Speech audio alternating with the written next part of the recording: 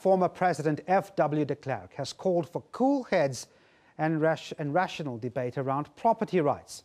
In a conference organised by his foundation and the Institute of Race Relations, he took aim at the ANC earlier today. He says a raft of proposed legislation could dilute property rights enshrined by the Constitution. De Klerk says the ANC agreed to protect property rights in the 1996 Constitution, but he says it appears it had no intention of maintaining this balance. An example cited at today's conference is an amendment to a mining law. It gives government a 20% stake in new oil and gas ventures with the discretion to buy an unspecified further stake. Now, Francis Hurd spoke to De Klerk earlier today. She started by asking him what were his main concerns.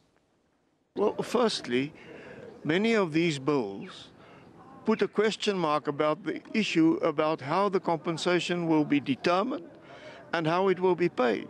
We've just had a lecture by a lady who made a deep study of this, saying that compensation might be postponed for years, while possession might be taken by the state immediately.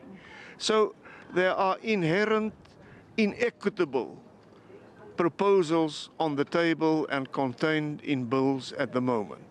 Secondly, I am convinced that many aspects of the new legislation already passed by Parliament but not yet signed, or in the form of bills to be discussed by Parliament, are unconstitutional and do not accommodate the balance which is built into Section 25, which is there to protect private property ownership on the one hand, and on the other hand, which is there to allow government within reason and according to certain restrictions to expropriate land for the purpose of economic development, for the purpose of social justice, for the purpose of achieving greater equality.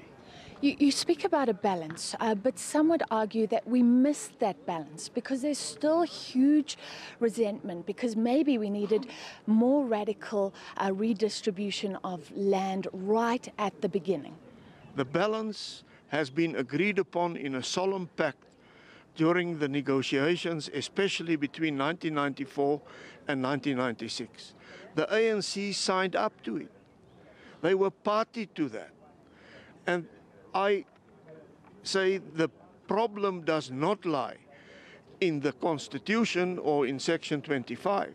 The problem lies in the way in which government has been managing this, in the failure of government to properly use money which has been set aside for land reform, in the failure of government to administer the process of land reform and the process of expropriation within the framework of the Constitution were mismanaged by government for the past 20 years.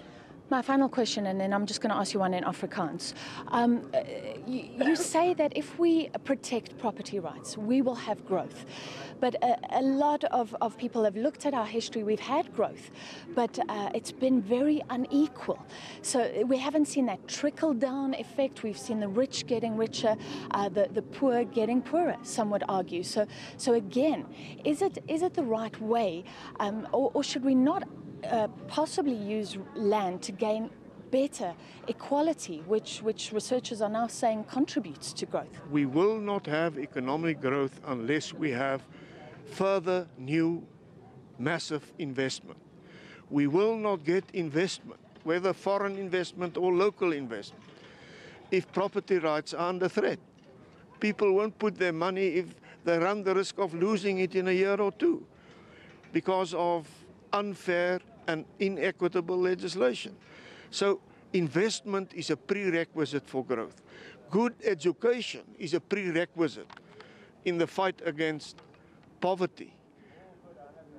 Greater employment is the best way of fighting poverty, of getting a much bigger percentage of the population involved in economic activity, earning salaries, working, maintaining their dignity, instead of being dependent upon government handouts. So economic growth is the way to go, and in as much as the rich gets richer, I'm against these exorbitant salaries that CEOs get and so on. Yes, there's room for that.